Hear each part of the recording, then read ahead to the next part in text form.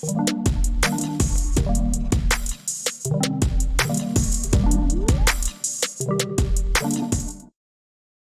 means wrong. Different does not mean wrong. Difference is needed. If all of us were the same, if two of us are the same, one of us is not needed. If we do not have difference in the world, if we don't have difference in our workplace, if we don't have differences in our organization, if we don't have differences in our community, we are no longer necessary. Because we need that diversity to bring a different perspective. I promise you, not one person has it all. And so I may look at a situation, I may look at a problem, I may look at a particular thing that's going on from my perspective.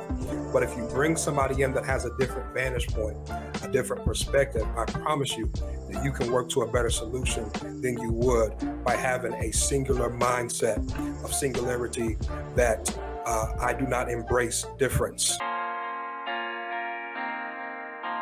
We spend a lot of our time sort of demonizing anyone that does something different than how we would, behaves differently,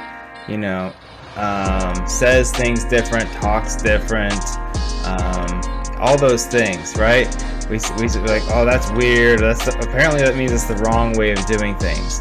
And since a lot of us behave based on our group of association, right? We all grow up in certain neighborhoods with certain groups of friends, and as you know, we typically start talking, walking, like we kind of act similarly. Yes, we have our different personalities, but you'll find that you're often very similar to the people you spend most time with, right?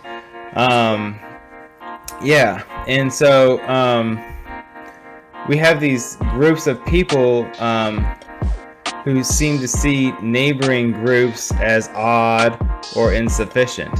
Because if you think about it, we grow up in a group, so therefore we're similar to that group. Therefore, as we see other groups of people who act different, it's typically a group of people because they just grew up with family that did things different and friends that did things different.